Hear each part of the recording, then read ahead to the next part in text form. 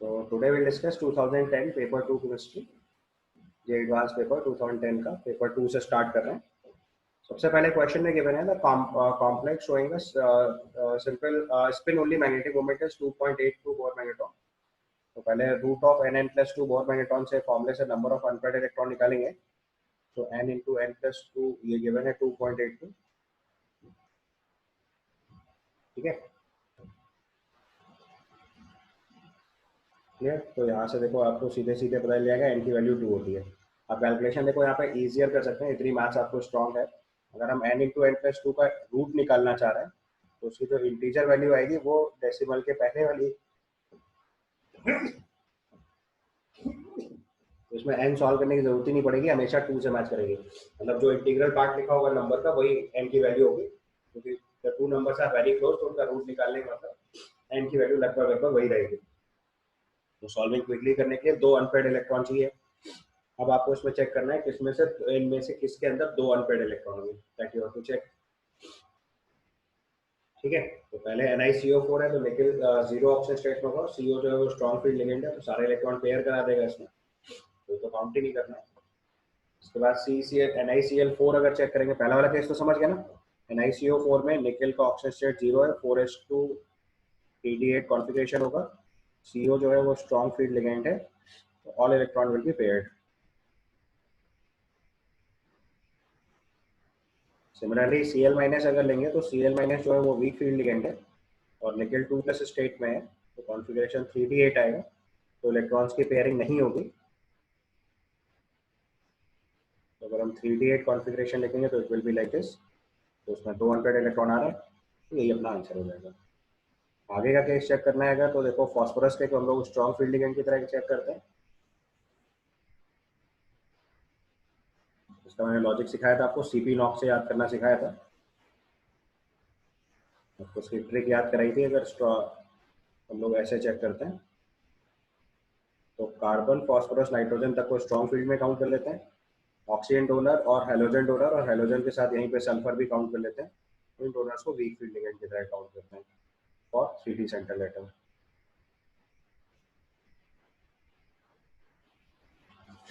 So carbon phosphorus nitrogen donor होते हैं तो ये स्ट्रॉन्ग फील्ड लिगेंड की तरह काम करते हैं। ऑक्सीजन हेलोजन और सल्फर डोनर जितने होते हैं वो सब वीक फील्ड लिगेंड की तरह काम करते हैं। इसमें और नाइट्रोजन और ऑक्सीजन के बीच में कुछ मॉडरेट फील्ड लिगेंड्स होते हैं जो हायर ऑक्सीजन स्टेट के साथ स्ट्रॉन्ग फील्ड लिगेंड और लोअर ऑक्सीजन स्टेट के साथ वीक फील्ड लिगेंड की तरह काम करते हैं। उसकी लिस्ट आपके पास है, तो उससे हमेशा स्पेसिफिक केस वैसे ही चेक करते हैं। लास्ट में Cn माइनस है, वहाँ कार्बन डोनर है, that is also strong field ligand, तो वहाँ पे भी इलेक्ट्रॉन की पेयरिंग हो जाएगी, तो उसका आंसर हमारा हो जाएगा बी। ठीक, क्लियर, समझ में आएगा। In this case, your answer will be B.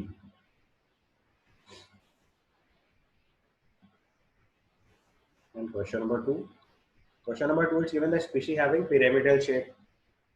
तो pyramidal shape और structure draw कर लो फटाफट।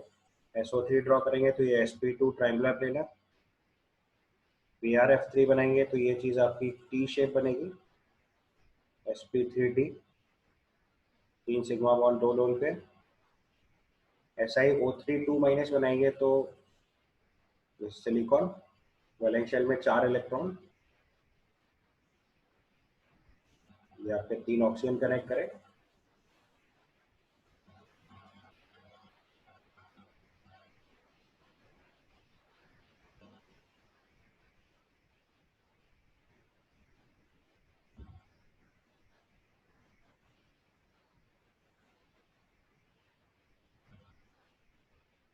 ये स्ट्रक्चर हुआ, तो उसमें अब लोन पेयर नहीं बचा है, तो उसको अगर सही से बनाएंगे तो ये भी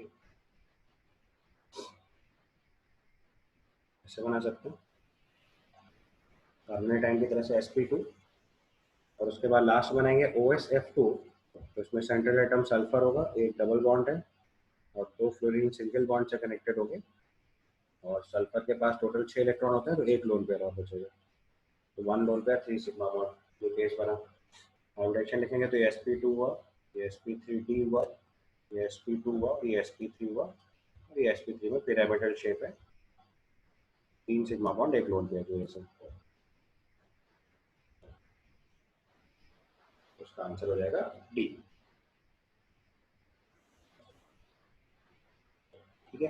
बाकी शेप क्लियर है। पहला वाला शेप ट्रायंगुलर लेना है, दूसरा वाला शेप टी शेप, तीसरा वाला ट्रायंगुलर लेना है, पिरामिडल पूछा गया है तो डी आंसर हो जाएगा। थर्ड क्वेश्चन देखिए।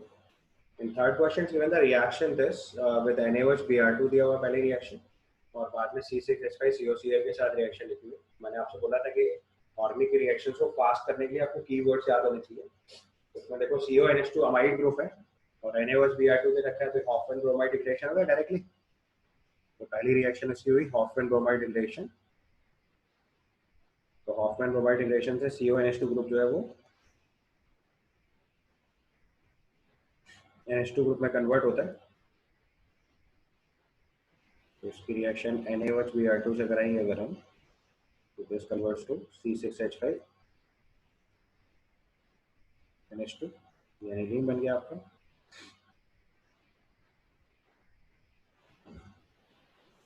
और फिर इसकी रिएक्शन C6H5 COCl से कराएंगे, तो ये डायरेक्टली न्यूक्लियोफिलिक अटैक होगा।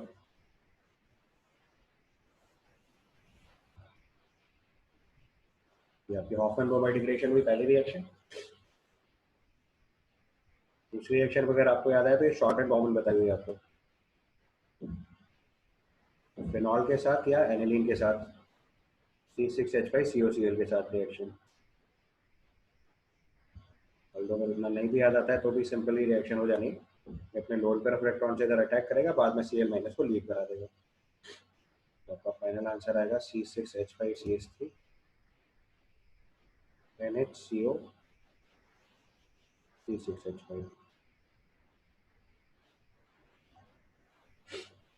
ऑप्शन चेक करके मार्क कर दीजिए।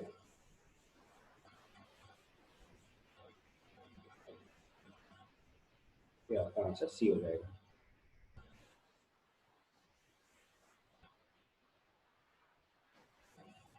चेक कर लीजिए प्रॉपर्ली। क्वेश्चन नंबर 4 पे आइए।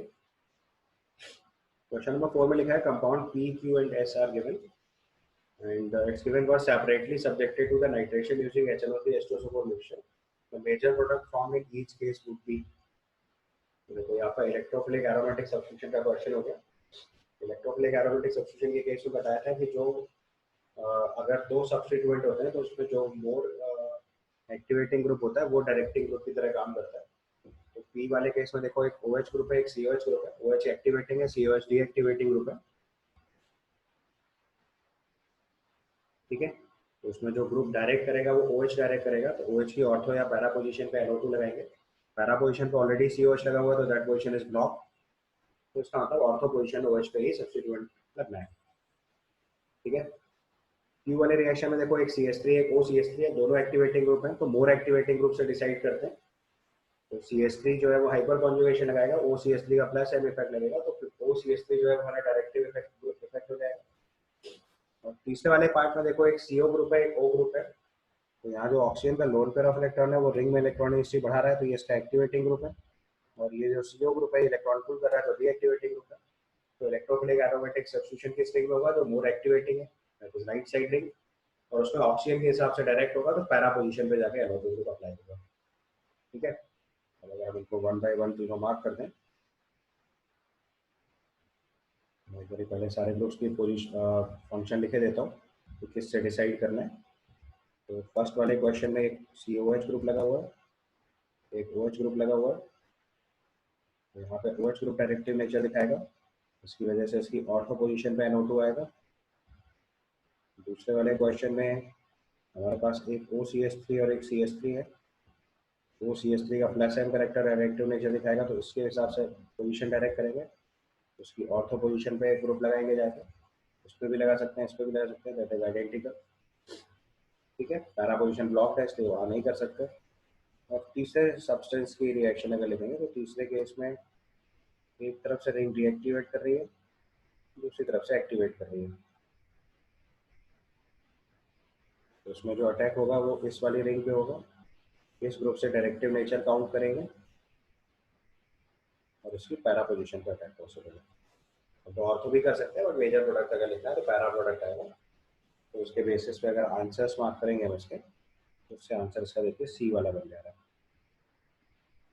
ग्रुप लिखे हो बस वहीं पे नाइट्रेशन कराते जाइए आप। ये NO2 लग गया। सिंपली इलेक्ट्रोफिलिक एरोमेटिक सब्स्टिट्यूएंट के जो आपको स्टैंडर्ड रूल्स बताए हो उसको अप्लाई कर लें। यहाँ पे NO2 लगेगा। इलेक्ट्रोफिलिक एरोमेटिक सब्स्टिट्यूएंट का एकदम स्टैंडर्ड क्वेश्चन है। अगर आप मिस कर रहे हो तो नोट्स एक बार थॉरली रिवाइज कर लेना, बिल्कुल प्रॉपर्ली यही रूल्स लिखवाए हुए मैंने ये आपका आंसर होगा। तो उसके हिसाब से अगर उसका आंसर मार्क करेंगे तो फिर भी सी प्रॉपर्ली क्वेश्चन देखो। इलेक्ट्रोफिलिक एरोमेटिक सब्स्टिट्यूएंट का स्टैंडर्ड क्वेश्चन है। ग्रुप्स का पहले सिंपल लॉजिक होता है, अगर एक ही रहेंगे तो उसमें से जो ग्रुप एक्टिवेटिंग होता है उससे डिसाइड करते हैं, दोनों एक्टिवेटिंग होते हैं तो मोर एक्टिवेटिंग से डिसाइड करते हैं, दोनों डीएक्टिवेटिंग होते हैं तो लेस डीएक्टिवेटिंग से डिसाइड करते हैं। अगर दो रिंग्स में डिसाइड करना होता है तो जिस रिंग में इलेक्ट्रॉन डेंसिटी ज्यादा होगी उस पर अटैक होगा, और जो ग्रुप कनेक्ट होता है उसके डायरेक्ट इफेक्ट चेक किया जाता है।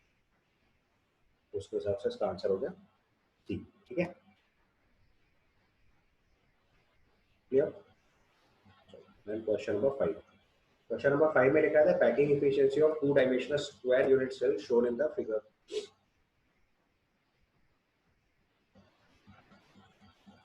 देखो ये 2D में स्क्वायर सिस्टम दे रखा है, तो स्क्वायर यूनिट सेल है तो आपको देखो पहले देखना है कि कितना एरिया सर्कल्स ने ऑक्यूपाई कर रखा है, और फिर आपको कैलकुलेट करके निकालना है कि कितना एरिया लाइक स्क्वायर में ऑक्यूपाई कर रखा है। तो अगर आप उसको पैकिंग फ्रैक्शन लिखोगे तो ध्यान से देखना है, स्क्वायर लिखा हुआ है तो 2D में कैलकुलेट करना है। मैंने आपको दोनों तरह के केस सिखाए हुए हैं। क्लोजेस्ट पैकिंग इन 2 डायमेंशन में एक स्फीयर की पैकिंग सिखाई हुई है और एक सर्कल्स की पैकिंग सिखाई हुई है। तो ये सर्कल की पैकिंग वाला क्वेश्चन है। तो अगर हम यहाँ पैकिंग फ्रैक्शन लिखेंगे तो पहले आप देख लो कि कितना सर्कल से अंदर आ रहा है। ये 1/4 ऑफ अ सर्कल है। ऐसे 4 सर्कल है तो एक इफेक्टिव ये बना, और ये वाला सर्कल देखिए पूरा आ रहा है, तो बेसिकली 2 सर्कल्स का एरिया हो गया। तो this is pi r square into 2। इतना एरिया सर्कल्स ने ऑक्यूपाई कर रखा है in the area of a square. Square की साइड लेंथ निकालनी पड़ेगी आपको। तो स्क्वायर की साइड लेंथ निकालने के लिए आप इसके डायमीटर को इसके डायगोनल को यूज करो। ये डायगोनल अगर आप ध्यान से देखोगे तो दिस डायगोनल इज 4r। तो बेसिकली अगर हम स्क्वायर की साइड जो है वो a एज्यूम कर लें तो डिवाइडेड बाई a स्क्वायर करना है, और a की वैल्यू अगर हम यहाँ सब्स्टिट्यूट करेंगे तो this a is equal to basically a√2 is equal to 4r। a√2 is equal to 4r, right. तो a की वैल्यू को अगर r के टर्म में सब्स्टिट्यूट करेंगे तो this is 2√2r।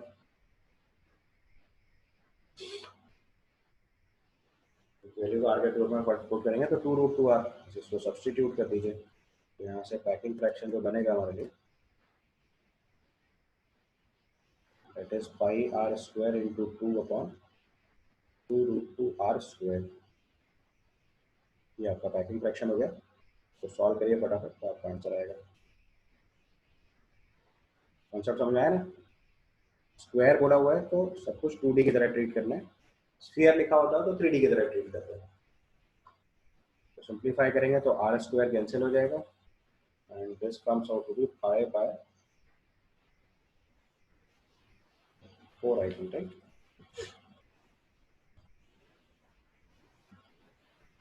This comes out to be pi by 4,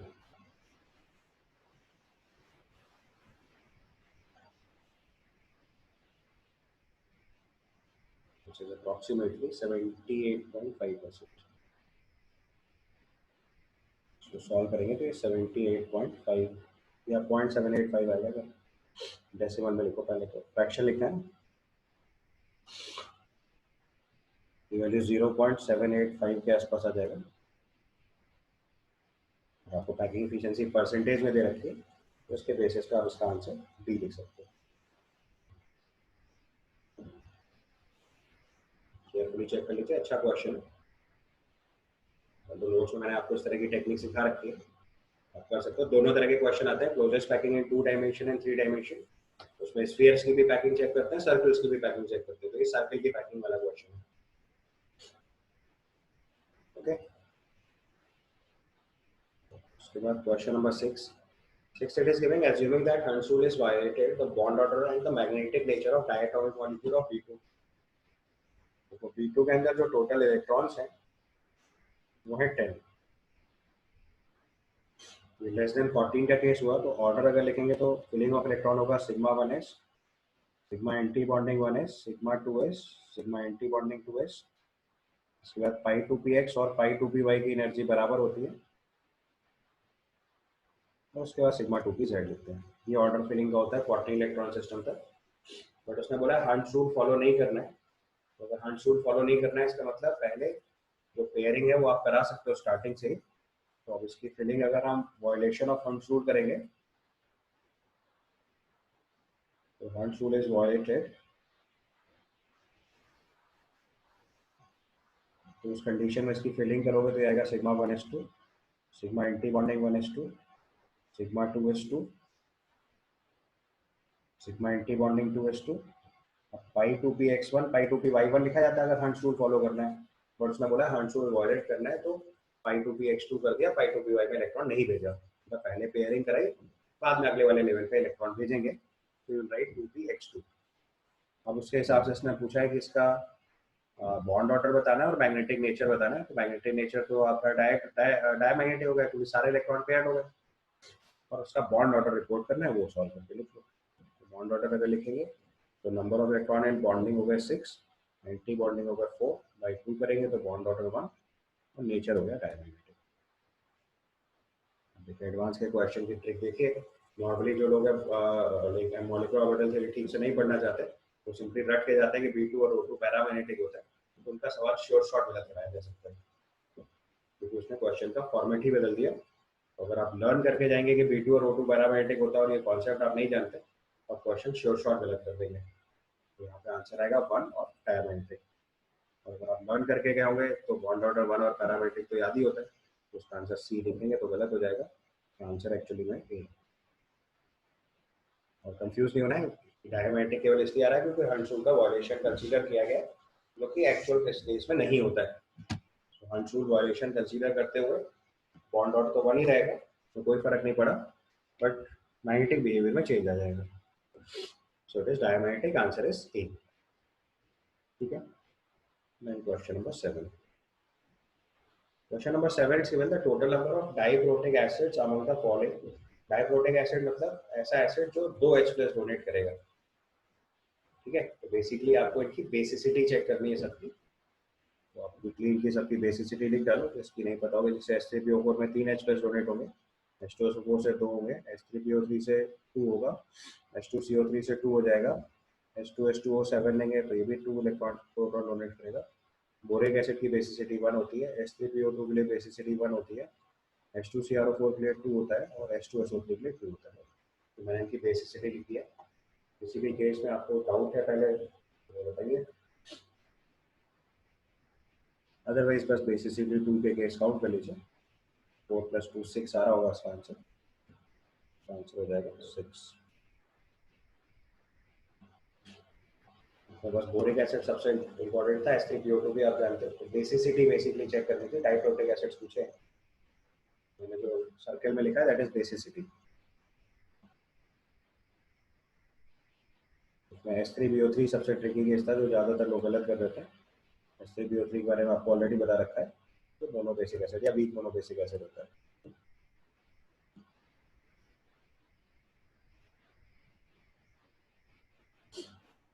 ठीक है, क्लियर।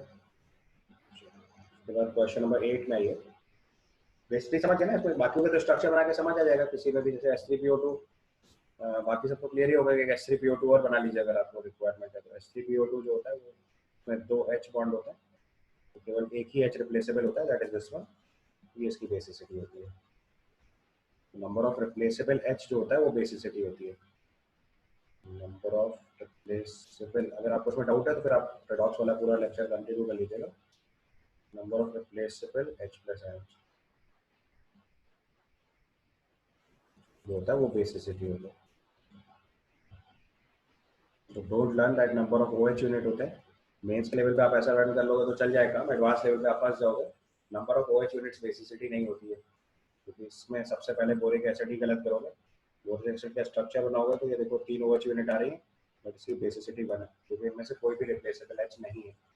इसका रिप्लेसेबल एच लाने का तरीका क्या होता है, वाटर अपना लोन पेयर ऑफ इलेक्ट्रॉन इस पर अटैक करता है पहले, और उससे ये एक H प्लस आयन बनाता है और POH होल 4 माइनस में कन्वर्ट होता है। इसका ये एक H रिप्लेसेबल हुआ, उसकी वजह से बेसिसिटी 1 लिखता है। ठीक है, बाकी डिटेल कॉन्सेप्ट देखते हैं, तो रेडॉक्स वाला लेक्चर में वो देखना देख लेना, रिकॉर्डेड लेक्चर पूरा देख लेना, फिर मैंने इसको अच्छे से एक्सप्लेन किया हुआ। Then comes total number of geometrical isomers of the compound RHCl COPPS3 NH3 दे रखा है। तो देखो आपको पता है RH जो है वो स्ट्रॉन्ग फील्ड लिगेंड और वीक फील्ड लिगेंड कॉन्सेप्ट होता है, that is only for 3D series. 3D series तो खत्म हो गई, तो इसका मतलब ये स्क्वायर प्लेनर ही होगा 4 लिगेंड के साथ। तो इस कॉम्प्लेक्स का जो नेचर होगा वो स्क्वायर प्लेनर होगा।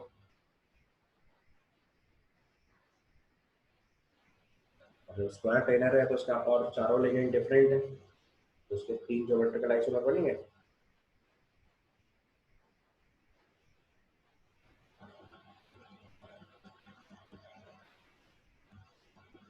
नहीं भाई, ड्रॉ करना है तो फटाफट ड्रॉ करके देख लो। तो स्क्वायर प्लेनर ज्योमेट्री,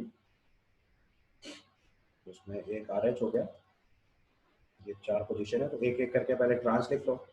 Cl और CO एक बार ट्रांस लिखो, फिर एक बार Cl और PPS3 ट्रांस लिख दो, और फिर एक बार Cl और अमोनिया ट्रांस लिख दो। ये तीनों डिफरेंट ज्योमेट्रिकल आइसोमर्स हैं, बाकी रेस्ट ऑफ द कॉम्बिनेशन अपने आप अपोजिट साइड से बन गया।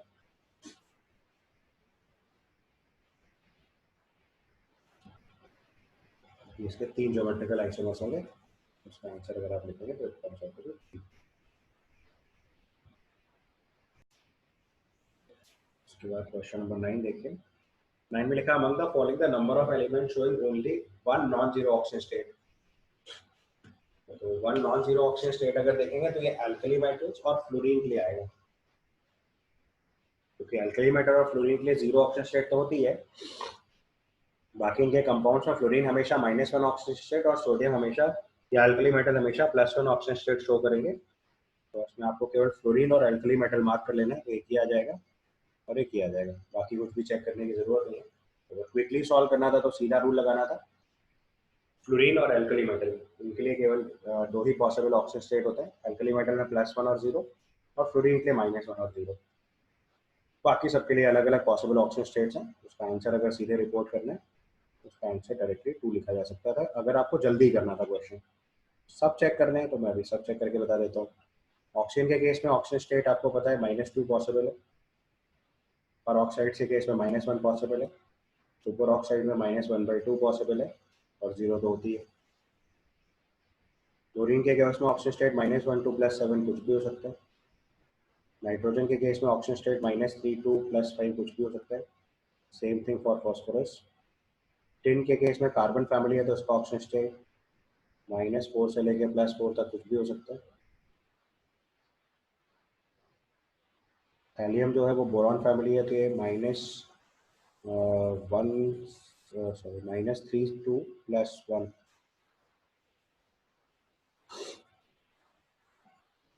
ये भी +3 +1 तो होता ही है, अगर तो पॉसिबल ऑक्सीजन स्टेट लिखें तो। इसके पॉसिबल ऑक्सीजन स्टेट लिखेंगे तो +1 और +3 तो होता ही है। और ये आपका टाइटेनियम है तो डी ब्लॉक एलिमेंट है, उसमें तो वेरिएबल ऑक्सीजन स्टेट होती है। ठीक है, इसलिए +2 +3 +4 सब पॉसिबल ऑक्सीजन स्टेट है। केवल एक ही non zero oxygen state possible check करना हो तो उसका सिंपल आंसर होता है फ्लोरीन और अल्कली मेटल चेक कर लो। तो सर अगर स्कैंडियम होता तो फिर नहीं मार्क करते? स्कैंडियम का केस भी लेते हैं तो उसमें +3 ऑक्सीजन स्टेट होती है, जो पॉसिबल केस है, बट उसके मतलब स्टेबल कंपाउंड्स की बात करेंगे तो नॉर्मली +3 ऑक्सीजन स्टेट ही रेफर होती है, इसलिए सो मतलब वो भी तो केवल एक ही non zero oxidation state show करते हैं। वो लिख सकते हैं, अगर वो केस होता तो वो भी आंसर कर लेते। तो एक स्पेसिफिक केस हो गया स्कैंडियम, बट ऐसा नहीं है, मतलब उसके और भी ऑक्सीजन स्टेट्स के कंपाउंड बनाए जा सकते हैं, मतलब ऐसा पॉसिबल। तो स्टेबल ऑक्सीजन स्टेट में एक ही आएगी +3, बाकी वेरिएबल ऑक्सीजन स्टेट नहीं होती। तो मेटल्स के केस में स्कैटियम और इंक्लूड कर सकते हैं, बिल्कुल ठीक। इसके बाद अगला क्वेश्चन देखो। अब ये क्वेश्चन अगर आप ध्यान से देखोगे तो मैं इसको पहले भी आपको बता चुका हूँ, but this is a very important question. इसमें आपको पता चलेगा कि जे एडवांस वाले लोग आपसे कैलकुलेशन कितनी एक्सपेक्ट करते हैं और आप कैलकुलेशन में कितने शार्प होने चाहिए। तो ये पूरा क्वेश्चन बेसिकली कैलकुलेशन ही है, nothing else. It's given silver has a density, silver atomic mass 108 has a density 10.5 gram per centimeter cube. The number of silver atoms on the surface area of 10 power minus 12 meters squares can be expressed in a scientific notation as y into 10 power x, the value of x is. तो पहले scientific notation का concept clear है आपको। तो जो y है उसमें केवल एक ही नंबर होगा जो डेसिमल के आगे लिखेंगे, बाकी सब डेसिमल के बाद लिखेंगे, और 10 पावर के नियरेस्ट नंबर में जो पावर लगानी है वो लिखनी है। तो आपको पावर बतानी है सही। तो इसमें पावर लिखने से पहले इस चीज़ का ध्यान रखना है कि जो y लिखनी है वो साइंटिफिक नोटेशन में लिखना है। तो उसका केवल एक ही डिजिट डेसिमल के आगे हो सकती है, दूसरी डिजिट डेसिमल के आगे नहीं लिखी जा सकती, और 0 पॉइंट भी नहीं लिख सकते, ये ध्यान रखना है। तो साइंटिफिक नोटेशन में एक नंबर डेसिमल फिर आगे जितनी भी डिजिट्स लिख लो और इनटू 10 पावर नंबर में लिखा जाता है। ये साइंटिफिक नोटेशन का पहले कॉन्सेप्ट है। अब देखो, अगर हम सबसे पहले ये निकालें कि डेंसिटी दे रखी है 10.5 ग्राम पर सेंटीमीटर क्यूब, तो अगर हम सिल्वर की रेडियस आर मान लें, net radius of silver atom is are,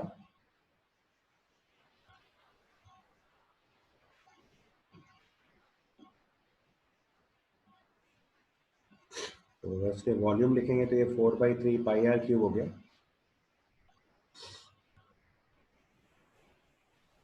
4/3 pi r cube हो गया।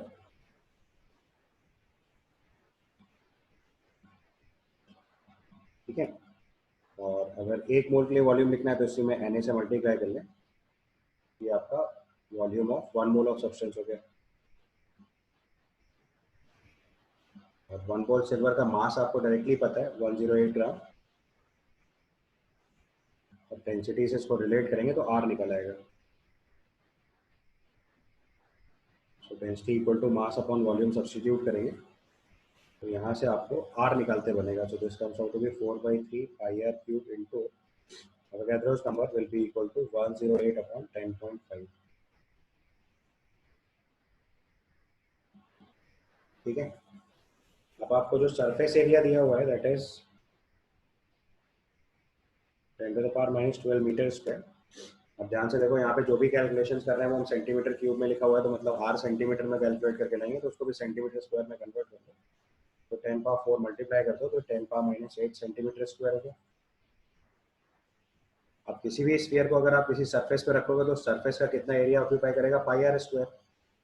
तो नंबर ऑफ सिल्वर आइटम्स अगर लिखने होंगे हमें, ये वैल्यू आ जाएगी 10⁻−8 बाई पाई आर स्क्वायर।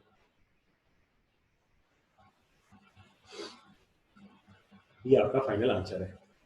अब देखो, पहले वाले एक्सप्रेशन से आपको आर निकाल के दूसरे वाले एक्सप्रेशन में पुट करके फाइनल आंसर रिपोर्ट करना है साइंटिफिक नोटेशन में। आपको समझ आ रहा होगा कि क्यूब रूट भी नहीं निकालना है, पावर 2/3 सॉल्व करनी है, दैट टू एक्यूरेसी के साथ। अब देखो, यहाँ थोड़ा सा स्मार्ट वर्क नीडेड होता है, तो अब उसको सॉल्व करेंगे तो 10⁻−8 अपॉन, इसीलिए आपको बार बार मना करता हूँ कि कैलकुलेटर यूज नहीं करना है। सो दिस इज पाई। अब आर स्क्वायर की अगर हम वैल्यू लिखेंगे, यहाँ पे ध्यान से देखेंगे, so value of r square will be 108 upon 10.5 into 4/3 pi into Avogadro's number whole power 2/3। ये आपको सॉल्व करके करेक्ट आंसर लिखना है पावर्स के टर्म में। ठीक है, अब देखो, अब आपको राउंड ऑफ कैलकुलेशन करनी आनी चाहिए, तो ये केवल तभी कर पाओगे आप जब आपने कैलकुलेटर यूज ना करो। कैलकुलेटर यूज करा होगा तो तुम इतना देख के ही छोड़ दोगे सवाल, कोई स्कोप भी नहीं है तुम उसके आगे कर पाओ। तुमको करना है, मैं इसलिए बता रहा हूँ। ये 108 लिखा मैंने, अब पाई 3.14 होता है, नीचे 3 होता है, तो उसको सीधे सीधे कैंसिल कर दो। ये 10.5 हो गया, ये 4 लिखा हमने, ये 3 लिखा, 3.14 लिखा, तो 6.02 इंटू 10⁻23। तो देखो, नियरेस्ट पावर सही लानी है तो पहले पावर ऐसे सेट करनी है, क्योंकि 2/3 है तो पावर ऐसी लिखनी पड़ेगी जो 3 का मल्टीपल हो, तो आसानी से बाहर जाएगा, यानी पावर 24 या 21 के टर्म में लाना पड़ेगा। अब ध्यान से देखना है, यहाँ पे देखो, अगर ये 4 और ये 6 मल्टीप्लाई करते हैं तो ये लगभग 24 बनेगा। तो इसमें अगर हम 4 ऊपर नीचे और मल्टीप्लाई करते हैं तो ये 100 हो जाएगा सीधे सीधे, लगभग लगभग क्लोज टू दैट। तो 3.14 को हम 3 कर रहे हैं तो 6 को थोड़ा बढ़ा के समझ लो, तो that value will be close to 100। और 10.5 और मल्टीप्लाई कर रहे हैं तो वो 1000 हो गया। या और बेटर टू से 10.5 है, उसमें एक डेसिमल हटा दें, तो उसको 105 और 108 कैंसिल कर दो सीधे सीधे। तो आप देखो उसको राउंड ऑफ करके कैलकुलेट कर रहा हूँ कि ये हो गया 10⁻⁸ अपॉन पाई इंटू, ध्यान से देखते जाना, जिन जिन टर्म्स को मैं हटा रहा हूँ आपको समझ आएगा। इसको मैं इसके साथ हटा रहा हूँ, ऊपर एक 10 मल्टीप्लाई हो रहा है, ठीक है, और फिर हमने ऊपर एक 4 और मल्टीप्लाई किया हुआ है, ताकि नीचे वाले नंबर जो 4 और 6.2 है उसको मैं 100 एज्यूम करता हूँ। सो नीचे 100 हुआ और ऊपर एक टर्म और कैंसिल हुआ, तो ये 10/24 हो गया। तो मतलब इसको सीधे सीधे मैं बस इतना लिख सकता हूँ, 4 इंटू 10⁻⁻24। देखिए पहले इधर ध्यान से, मैंने ऊपर नीचे 4 मल्टीप्लाई करा, 6 इंटू 4 को 100 पर एज्यूम कर लिया, 100 का एक 10.5 को दिया तो उससे 105 108 कैंसिल कर दिया, 3 और 3.14 कैंसिल कर दिया, नीचे एक नंबर केवल 10 बचा, तो 10/23 में मल्टीप्लाई हुआ तो 10/24 हुआ, और ऊपर गया तो 10/24 पावर हुआ। अब इसको फर्दर सॉल्व करूँ तो 10⁻⁸ अपॉन 4 पावर 2/3 पाई इंटू 10⁻⁻24 में 3 डिवाइड करेंगे तो 10⁻16 में 3 डिवाइड करेंगे तो 10⁻8 हुआ, तो इसका स्क्वायर करेंगे तो 10⁻16 हो गया, तो इंटू 10⁻16 आ जाएगा ऊपर, ठीक है। अब इसको सिंप्लीफाई करेंगे तो ये पावर हटाएंगे तो इसको हम लोग लिख सकते हैं 10 इंटू 10⁻7 अपॉन 3.14 इंटू 4 पावर 2/3। अब सिर्फ ये चेक करना है कि जो 10 अपॉन 3.14 इंटू 4 पावर 2/3 की वैल्यू 10 से ज़्यादा है या 10 से कम है, बस इतना चेक करना है आपको, ठीक है। तो अब देखो आपको पता है कि 2 का क्यूब जो है वो 8 होता है, तो अगर ये 4 की जगह 8 आता, यहाँ पे 4 लिखा हुआ है, वो नंबर वहाँ पे अगर 8 होता सपोज करो, तो ये 8 पावर 2/3 सॉल्व होके 4 आता, और 4 इंटू 3 करते हैं तब हम ये 12 पॉइंट समथिंग पहुंचाते हैं, and this number is certainly quite less than 8।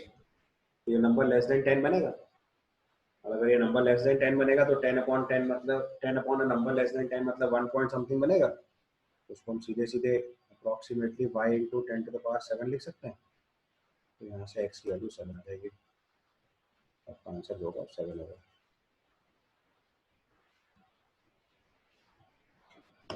ये टेक्निक है, ठीक है, क्लियर हो गया, तो इसका आंसर 7 आ जाएगा। अगले क्वेश्चन पे चलते हैं। देखो थर्मोडायनामिक्स का क्वेश्चन है। Student, one mole of an ideal gas is taken from A to B along two paths denoted by solid and test line as shown in the graph below. If the work done along the solid line path is Ws and that along the dotted line path is Wd, then the integer closest to the ratio of Wd by Ws लिखना है आपको। देखो इसमें सबसे पहले point A और B पे आपको ध्यान देना है। पॉइंट ए पे अगर आप ध्यान से कैलकुलेट करोगे तो यहाँ पे पीवी की वैल्यू आ रही है 4 इंटू 0.5 यानी कि 2। आप इसको डॉटेड लाइन से नीचे कनेक्ट करके देखो तो ये 0.5 पे फिक्स हो रहा है, और ये जैसा एग्जाम में क्वेश्चन था वैसे ही बना हुआ है। डॉटेड लाइन खुद ड्रॉ करके देखनी थी, it was not given in the paper. अब जब बी पॉइंट लिए चेक करेंगे तो ये देखो स्केल रख के अपने को चेक करना था, ये जो 0.5 है ये देखो यहाँ पे जाके बी पे टच कर रहा है, नहीं 0.5 बी पे टच नहीं कर पा रहा है मुझे लगता है, उससे पहले ही टच कर दे रहा है, उसका मतलब गलत लाइन रखना। अब इस पर स्केल लगा के जरा प्रॉपरली चेक करोगे तो मुझे लगता है ये इसके पहले ही टच कर पाएंगे, ये मुझे लगता है 4 वाली लाइन पे टच कर रहा होगा कहीं ना कहीं।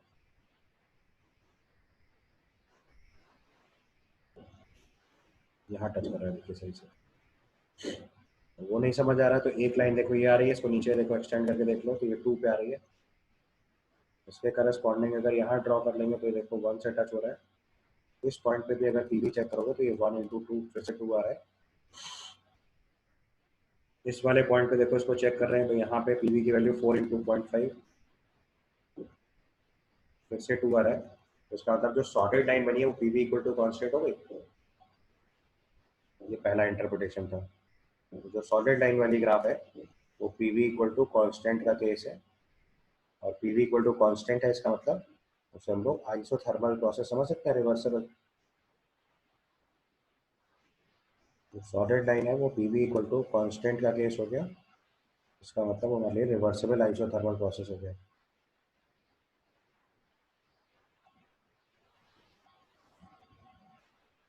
That becomes reversible isothermal process. अब रिवर्सिबल आइसोथर्मल प्रोसेस जो है उसका वर्क डन लिखने का डायरेक्ट फॉर्मूला होता है हमारे पास, दैट वी कैन कैलकुलेट। अच्छा, क्वेश्चन में देखो क्लियरली ये चीज मेंशन्ड है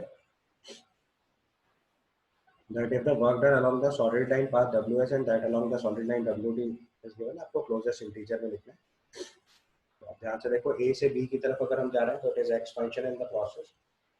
तो expansion in the process means work done by the system, तो नेगेटिव वैल्यू लिखेंगे, बट क्योंकि बाद में रेशियो ही लिखना है तो साइन मैटर नहीं करेगा, बट फिर भी अगर एक्चुअल कैलकुलेट करना है तो अभी एक्चुअल कैलकुलेशन करो।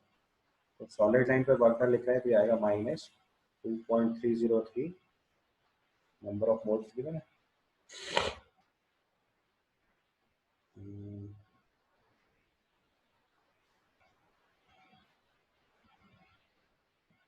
नहीं गिवन है तो कोई बात नहीं, P B 2.303 n R T log of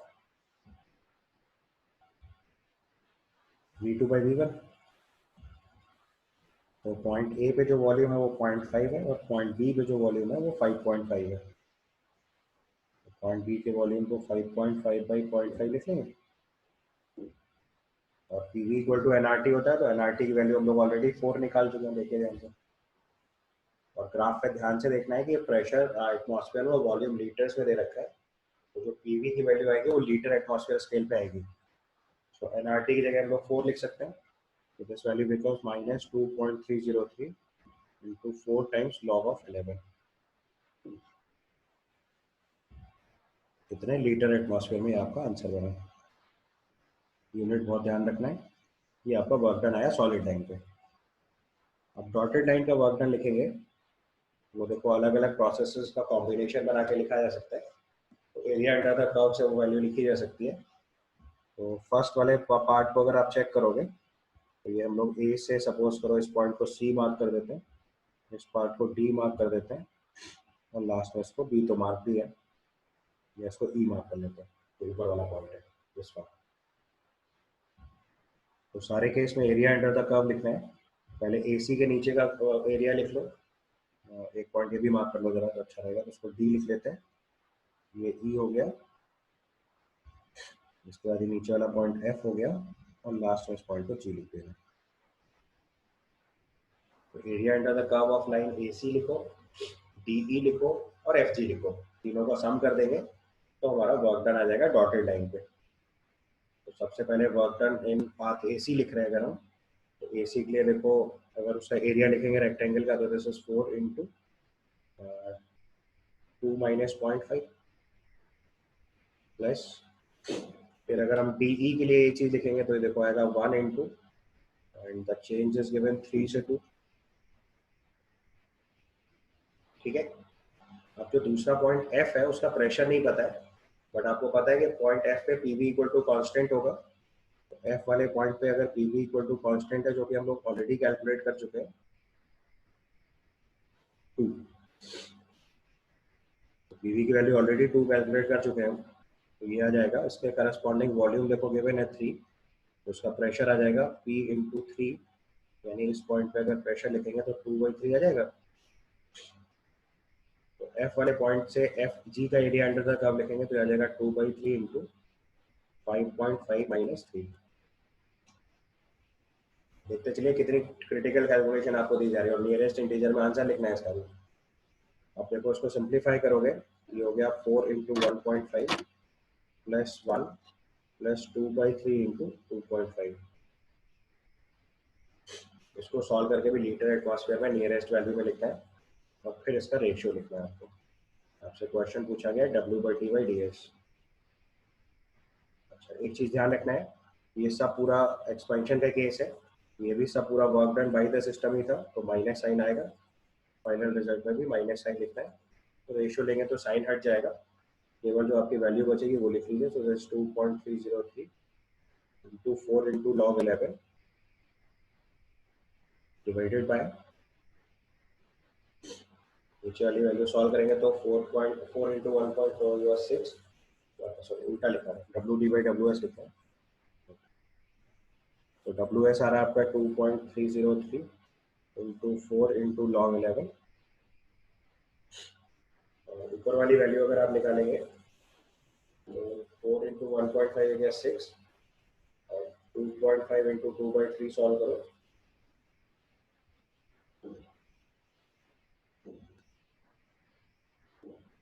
तो सॉल्व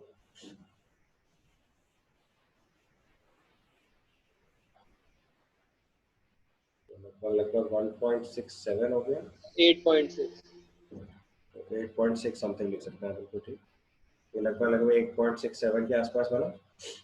और नीचे वाली वैल्यू लिखेंगे तो अच्छा पीवी इक्वल टू एनआरटी मैंने गलती लिखा हुआ है, पीवी इक्वल टू एनआरटी में एनआरटी की वैल्यू 2 आ रही थी, sorry that is fault, PV की वैल्यू 2 आ रही है, देखो ध्यान से देखो, value of PV is 2, PV equal to nRT से एनआरटी के रिप्लेस करा पीवी से तो 2 लिखना चाहिए था उसको, सही कर लीजिएगा एक बार, यहाँ पे 2 आएगा, ये लगभग 4.6 बना, तो नियरेस्ट इंटीजर अगर रिपोर्ट करेंगे तो ये वैल्यू 2 के आसपास आएगी, प्रॉपर्ली चेक कर लीजिए। चलिए इसके बाद नेक्स्ट क्वेश्चन देखेंगे। Next question is this is organic based question, paragraph based question है। It's given to aliphatic aldehydes P and Q reacts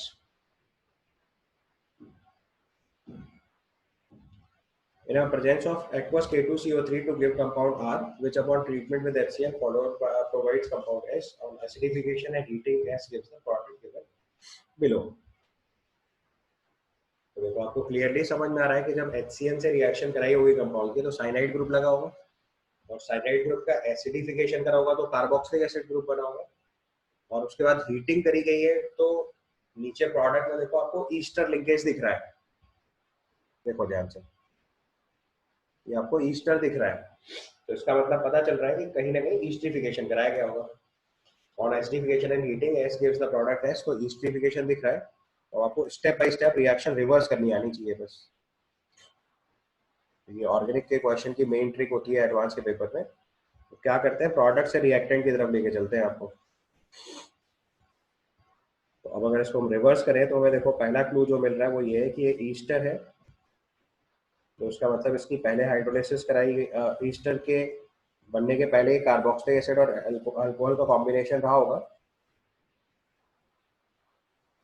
जिससे कि हमारा ये ईस्टर फॉर्म हुआ है। तो उसका मतलब अगर हम इसका एक पीछे वाला स्टेप लिखें so it will be like this, ये अल्कोहलिक ग्रुप होगा और यहाँ पे ये कार्बोक्सिलिक एसिड ग्रुप होगा। तो अगर इसका H+ के साथ हीट करेंगे तो ये ईस्टर फॉर्म हो जाएगा, ठीक है। अब कार्बोक्सिलिक एसिड के पहले हमें साइनाइड का क्लू दिया हुआ है क्वेश्चन में, इसका मतलब यहाँ पे इसके पहले साइनाइड रहा होगा।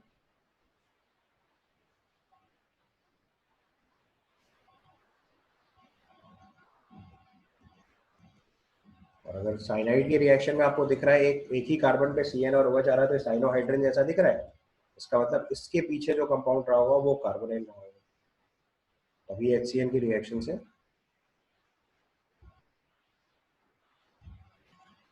ऊपर वाला कंपाउंड बनेगा।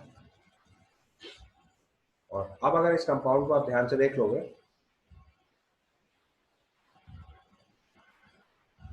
तो आपको देखो एकदम क्लिक करना चाहिए कि बीटा हाइड्रोक्सी कार्बोनाइल लिखा हुआ है, ये अल्फा पोजीशन है, ये बीटा पोजीशन है, तो आपको देखते ही क्लिक करना चाहिए कि ये बीटा हाइड्रोक्सी कार्बोनाइल है। ऐसे कीवर्ड्स आपको बहुत जल्दी पकड़ में आने चाहिए पेपर में, तो आप केयरफुली आंसर तक पहुंच पाओगे। और जैसे ही बीटा हाइड्रोक्सी कार्बोनाइल दिखा तो आपको देखो समझ में आ रहा है कि टू एलिफेटिक एल्डिहाइड्स P और Q है जिनके K2CO3 की प्रेजेंस से कंपाउंड R बन रहा है। देखो यहाँ बेस देना था बट उसने बेस कौन सा दिया, K2CO3, तो आप जल्दी प्रिडिक्ट नहीं कर पाओगे कि एल्डोल कंडेंसेशन की कहानी है। तो बेस, क्योंकि एल्डोल कंडेंसेशन मैंने आपको बताया था कि कॉन्सेंट्रेशन ऑफ बेस डाउन रखना होता है, स्ट्रॉन्ग बेस लेना होता है, तो K2CO3 गिवन है आपको, that base is sufficient for this reaction, मतलब कहीं ना कहीं एल्कोहल कंडेंसेशन के बारे में बात करी जा रही है। और अब आप बीटा हाइड्रोक्सी कार्बोनाइल पहले ही चेक कर चुके हैं,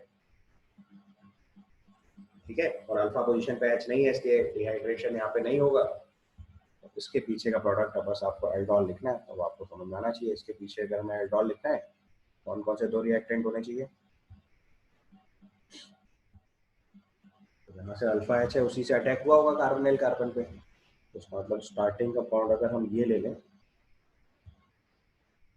अल्फा पोजीशन का ये कार्बोनाइल इस फॉर्मल्डिहाइड पे अटैक करे। तो ये ट्रिक आपको याद हो जानी चाहिए कि CH2 को जब नहीं जोड़ना होता है तो फॉर्मल्डिहाइड पे अटैक होता है, तो इस कार्बोनाइल ने अगर इसके ऊपर अटैक किया होगा तो यही प्रोडक्ट होगा।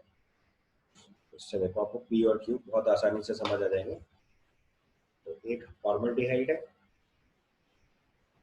और एक CH3CH3CH CHO ग्रुप है, उससे आपको डायरेक्टली पता चल गया कि P और Q जो है वो हमारा आंसर P वाला केस बन जाएगा। यहाँ से अगर हम P और Q लिखेंगे ये पॉसिबल आंसर है, तो उसके हिसाब से इसका आंसर B हो जाएगा। तो नई प्रोसेस सर K2CO3 वाला स्टेप कैसे किया है? K2CO3 बेस है ना, प्रोडक्ट पहले ही पहचान लिया ना हमने सबसे पहले। देखो ये प्रोडक्ट अगर तुमने पहचान लिया तो फिर तुम्हें कोई फंसा ही नहीं सकता सवाल में। बीटा हाइड्रोक्सी कार्बोनाइल दिख गया मतलब हमने पहचान लिया एल्डोल ही होना है उससे पहले। तो K2CO3 का फंक्शन अपने आप समझ में आ रहा है, ये बेसिक मीडियम क्रिएट कर रहा होगा। बेस ने अल्फा एच निकाला, कार्बोनाइल पे अटैक करा के बीटा हाइड्रोक्सी कार्बोनाइल में एलिमिनेशन इसलिए नहीं हुआ होगा क्योंकि अल्फा एच है ही नहीं फर्दर, एक ही अल्फा एच है तो एल्डोल एडिशन रिएक्शन ही होगी, एल्डोल कंडेंसेशन नहीं हो पाएगा। एल्डोल एडिशन के बाद कार्बोनाइल पे HCl का अटैक हुआ है तो साइनोहाइड्रेन फॉर्मेशन हुआ, हाइड्रोलाइसिस होकर कार्बोक्सिलिक एसिड हीट करके ईस्ट, पूरी रिएक्शन सीक्वेंस एकदम फिट होती चली जा रही है। अगले पार्ट में उसने R पूछा है, अब तो देखो फटाफट बनाते चले जाएंगे। तो P और Q की रिएक्शन से R बनाया हमने, अब तो आपको समझ में आ रहा है ये आपका R हो गया।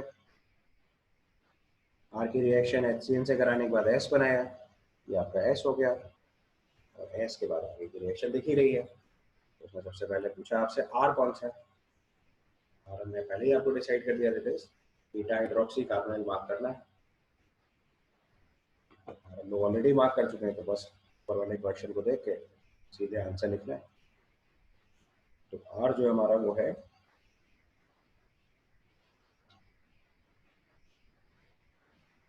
ये कंपाउंड, उसके हिसाब से आंसर फिट हो रहा है A।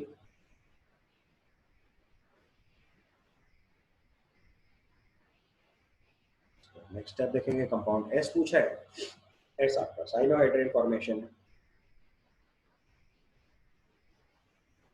S आपका D बन जा रहा है, तो पहले ही बना दिया हमने, पहले ही स्टेप से प्रिडिक्ट कर लिया है। S जो है वो आपका देखो ये वाला कंपाउंड है, साइनोहाइड्रेन फॉर्मेशन किया हुआ, उसके हिसाब से आंसर मार्क करेंगे तो आंसर D होगा। तो ऑर्गेनिक में मैंने आपको पहले ही ये चीज़ क्लैरिफाई करी है पढ़ाते टाइम में कि किसी भी ऑर्गेनिक क्वेश्चन को अगर एडवांस लेवल पर डील करना है तो रिएक्शन रिवर्स करना बहुत अच्छे से याद रखना है। तो की वर्ड्स का आपको बहुत स्ट्रॉन्ग कमांड होना चाहिए कि रिएक्शन में जो दिख रहा है वो कैसे प्रोडिक्ट हो रहा है। तो मुझे ईस्टर दिखा सबसे पहले, H+ हीटिंग से समझ आया कि इसके पीछे कार्बोक्सिलिक एसिड अल्कोहल, उसके पहले HCl से रिएक्शन दिख रही मतलब साइनाइड की हाइड्रोलिसिस, तो साइनोहाइड्रेट दिखा तो उसके पीछे कार्बोनाइल, कार्बोनाइल के पीछे बीटा हाइड्रोक्सी कार्बोनाइल दिखते ही तुरंत एल्डोल करना शुरू कर। तो बड़े सवाल ऐसे ही प्रेडिक्ट किए जाते हैं, अदरवाइज ऐसे क्वेश्चन को सॉल्व करने में बहुत टाइम खराब होगा, वो रिक्वायर्ड नहीं है। अगर वो लगा दिया आपने तो कोई फायदा नहीं होगा इसे सॉल्व करने का, ठीक है, क्लियर। उसका नेक्स्ट क्वेश्चन देखो, next question structure of atom पे डिपेंडेंट है। It's given the hydrogen like species Li2+ in spherically symmetrical state S1, spherically symmetrical state S1 दिया है तो इससे पता चल गया ये S सब शेल की बात हो रही है। स्फेरिकली सिमेट्रिकल एक ही स्टेट होती है हमारे पास, तो इसका मतलब जो S1 है वो S सब शेल होगी कंफर्म, क्योंकि आपको गिवन है स्फेरिकली सिमेट्रिकल। कीवर्ड्स को पकड़ना बहुत इंपॉर्टेंट होता है एडवांस केमिकल में। Spherically symmetrical state S1 with 1 radial node, radial node का नंबर आपको पता है, number of radial nodes is n-l-1,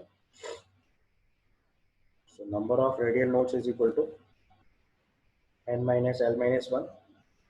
तो सॉल्व करेंगे तो ये आपको वैल्यू 1 दे रखी है, एन आपको निकालना है, एल ऑलरेडी पता चल चुका है क्योंकि एस सब शेल है, तो यहाँ से पता चलेगा एन की वैल्यू 2s आ जाएगी, या एन की वैल्यू 2 आ जाएगी।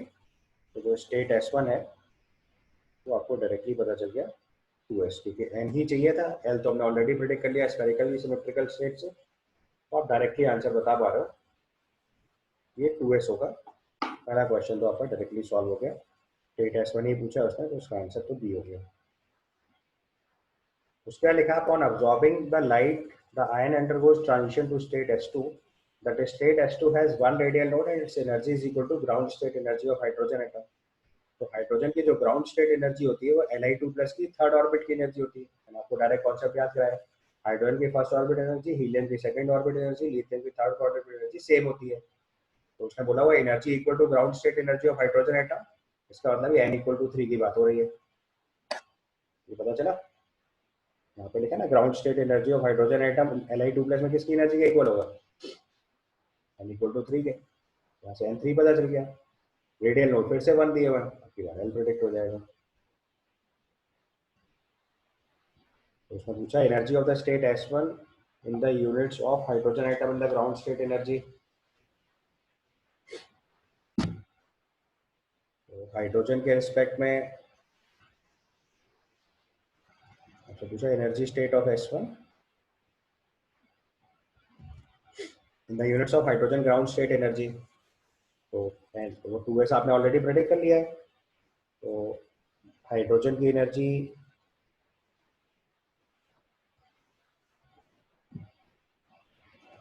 ग्राउंड स्टेट में लिखेंगे अगर हम लोग, तो हाइड्रोजन की ground state energy -13.6 electron volt होता है। अगर जल्दी सॉल्व करना है तो डेटा से सॉल्व करो, तो हाइड्रोजन की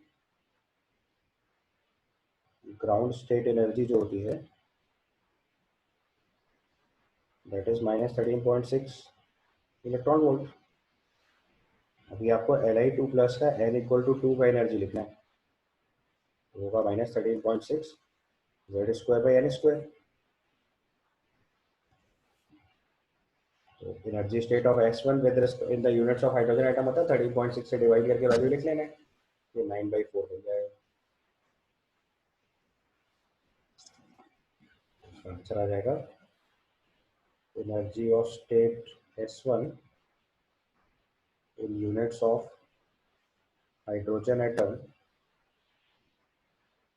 ground state energy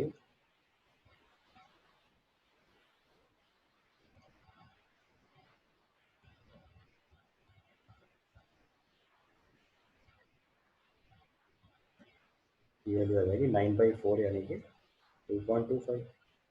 तो उसके हिसाब से इसका आंसर बन जाएगा सी। ठीक, नेक्स्ट क्वेश्चन देखो। नेक्स्ट क्वेश्चन लिखा है the orbital angular momentum of the quantum number of state S2, यानी कि आपको L लिखना है। तो फॉर स्टेट S2 एन हम लोगों ने ऑलरेडी प्रेडिक्ट कर लिया, for state S2 n equal to 3 हो जाएगा। कैसे पता चला, n equal to 1 energy of hydrogen atom is equal to n equal to 3 energy of Li2 plus।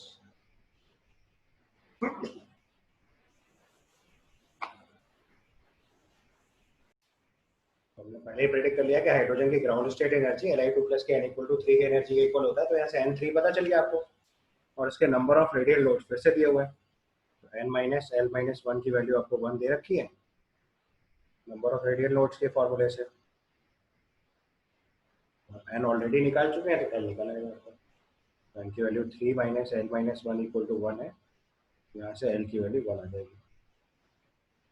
तो orbital angular momentum quantum number that is azimuthal quantum number simply so l equal to 1, उसके हिसाब से answer इसका B हो जाएगा।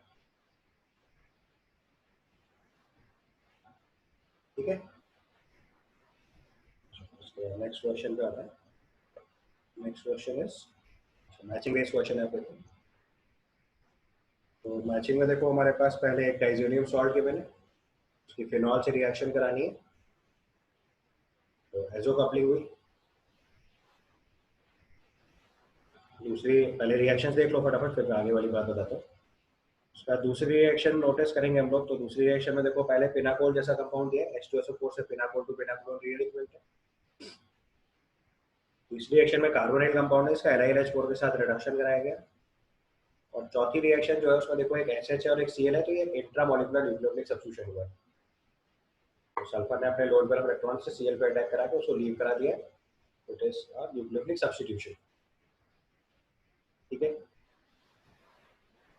अब आपको type of reactions के बारे में आइडिया देना है, क्योंकि क्वेश्चन में पूछा गया रेस में मिक्सचर बनेगा नहीं बनेगा, एडिशन सब्स्टिट्यूशन रिएक्शन है, कपलिंग रिएक्शन है और कार्बोकेटाइन इंटरमीडिएट। ऐसे 3-4 टेक्निकल बातें। तो आपको इंटरमीडिएट का टाइप समझना है और रिएक्शन देखनी है। तो सबसे पहली वाली रिएक्शन देखोगे आप, तो पहले वाली रिएक्शन जो है वो इलेक्ट्रोफिलिक एरोमेटिक सब्स्टिट्यूशन है। अगर रिएक्शन के टर्म में समझना है तो आपका डाइजोनियम सॉल्ट होता है। Diazonium salt is this N2+, और ये फिनॉल आपकी एक एक्टिवेटेड बेंजीन रिंग है। तो उसकी पैरा पोजीशन पे इलेक्ट्रोफिलिक एरोमेटिक सब्स्टिट्यूशन हो रहा है। और यहाँ कोई कायरल सेंटर नहीं क्रिएट हो रहा है, इसलिए रेसिमिक मिक्सचर बनने का तो स्कोप ही नहीं है। इलेक्ट्रॉन इधर से होकर इसके ऊपर अटैक हो रहा है। This is basically electrophilic aromatic substitution. और कपलिंग रिएक्शन हो रही है, क्योंकि इसको एजो कपलिंग रिएक्शन बोलते हैं। तो it is a substitution reaction and a coupling reaction. ना एडिशन हो रहा है, ना रेसिमिक मिक्सचर बन रहा है, ना कार्बोकेटाइन बन रहा है। तुम्हारे ए वाले पार्ट का आंसर सीधे सीधे उनको समझ आ गया, R&S। इसका बी वाला पार्ट देखेंगे तो ये पिनाकोल टू पिनाकोल रीअरेंजमेंट है। तो it is neither addition substitution coupling, ये तो खत्म हो गया। रेसिमिक मिक्सचर बनने का भी स्कोप नहीं है, क्योंकि प्रोडक्ट में कायरल सेंटर नहीं बन रहा है। हाँ, लेकिन रिएक्शन जो है वो कार्बोकेटाइन इंटरमीडिएट से जाएगी। पिनाकोल टू पिनाकोल रीअरेंजमेंट है। तो अगर आप केवल रिएक्शन का टाइप बस लिख लो, this is pinacol to pinacol rearrangement, आगे लिखने की जरूरत ही नहीं पड़ेगी।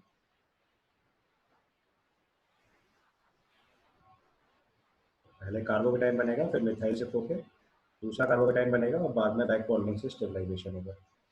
ये पहले स्टेप में आपका ये बना है, सिमेट्रिकल बना हुआ, स्टेप बिल्कुल टाइम नहीं खराब होना है। इसका मिथाइल शिफ्ट होगी और फिर आगे आप प्रोडक्ट लिखते चले जाओगे। नेक्स्ट स्टेप में ये CH3COH+, ये आपके 3 मिथाइल ग्रुप आ गए। बाद में बैक बॉन्डिंग से आपका फाइनल प्रोडक्ट आ जाएगा। ऑप्शन का लोड पर इलेक्ट्रॉन तो CH3CO+, CH3 CH3 and CH3, ये आपका फाइनल आंसर आ जाएगा। तो reaction proceeds to carbocation intermediate, तो उसके आंसर में अपने को P लिखना पड़ेगा। अगली रिएक्शन देखो, that is actually reduction of COCH3। तो उसमें बचा है LiLH4 जो है वो H- की तरह न्यूक्लियोफिलिक अटैक करेगा। और फाइनल प्रोडक्ट में देखो कायरल सेंटर बन रहा है। ध्यान से नोटिस करो तो ये कायरल सेंटर बन रहा है, तो it will definitely produce a racemic mixture. और ये रिएक्शन का जो टाइप है दैट इज न्यूक्लियोफिलिक एडिशन, क्योंकि H- का अटैक हो गया, बाद में H+ प्रोवाइड किया गया। तो type of reaction is nucleophilic addition. तो ये हमारा P एंड Q आंसर हो गया इसके लिए। ठीक है, no substitution, no coupling and no carbocation form. इस लोगों ने reaction type simply nucleophilic addition के एग्जांपल्स में अगर आप नोट्स पढ़ोगे तो मैंने आपको न्यूक्लियोफिलिक एडिशन के एग्जांपल दिए हैं।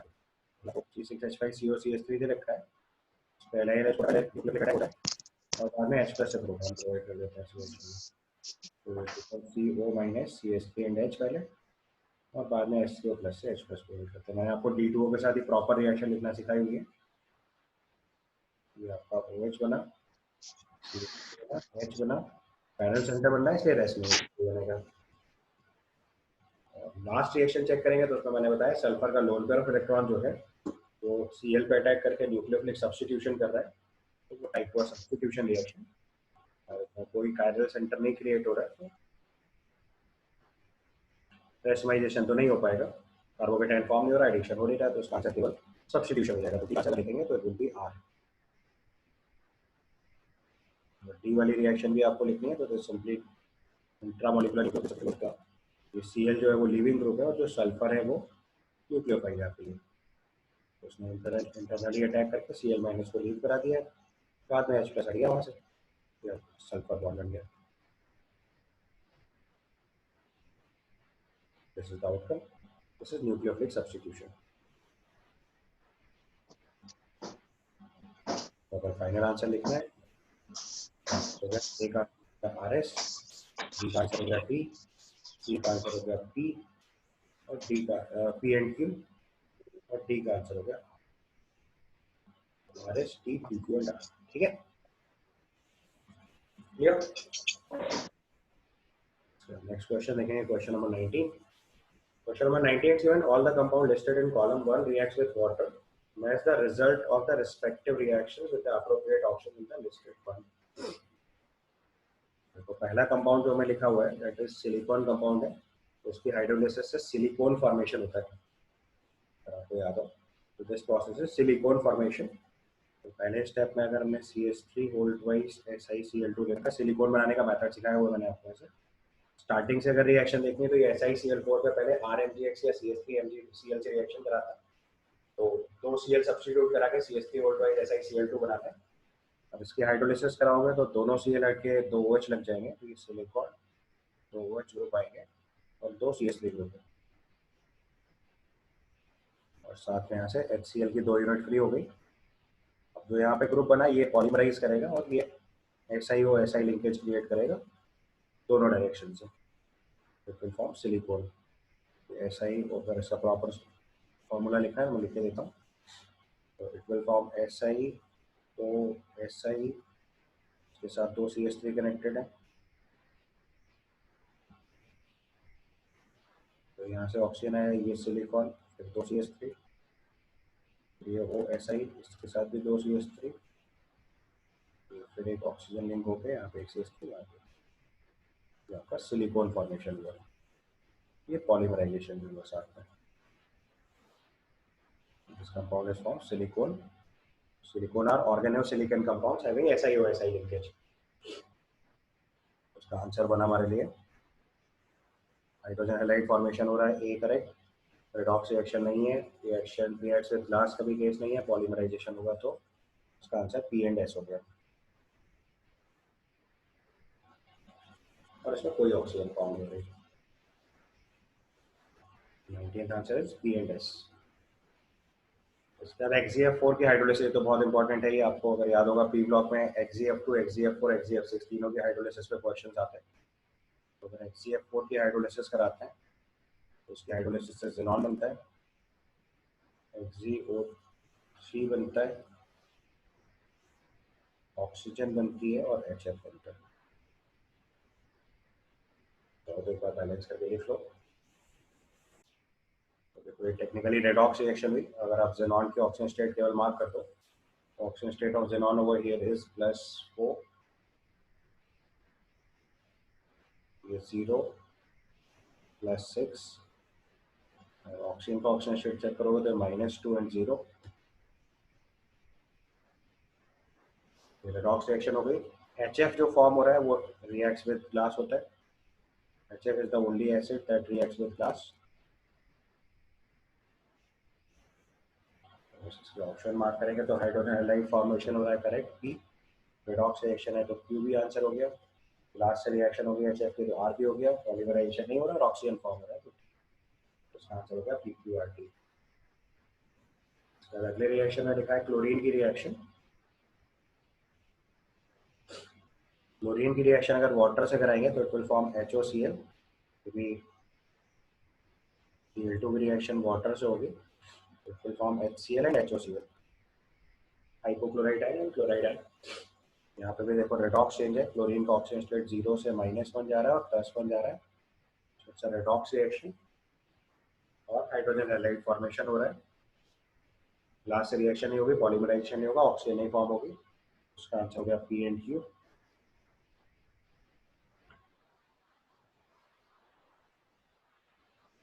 और लास्ट में वेनेडियम पेंटाक्लोराइड देखा VCl5, तो उसमें वाटर से रिएक्शन होगी तो सिंपल हाइड्रोलिसिस होगी, Cl- रिप्लेस होकर OH लगते चले जाएंगे. तो VCl5 की रिएक्शन अगर आप वाटर से लिखोगे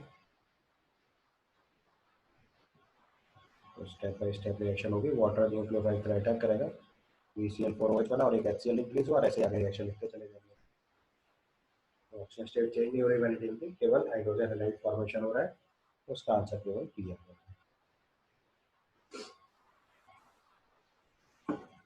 फाइनल आंसर मार्क करना है. So answer for this question will be, A का आंसर हुआ PS, बी का आंसर हुआ PQRT, सी का आंसर हुआ PQ और डी का आंसर हो गया P. हाइड्रोलिसिस रिएक्शंस में बहुत इंपॉर्टेंट क्वेश्चन है ये। ठीक है, क्लियर, समझ गए? तो पहले रिएक्शन में सिलिकॉन फॉर्मेशन रिएक्शन थी, XeF4 की हाइड्रोलिसिस बहुत इंपॉर्टेंट रिएक्शन है पहले से ही। ठीक है, Cl2 की रिएक्शन भी बताया, ब्रेनडियम पेंटॉक्साइड रिएक्शन।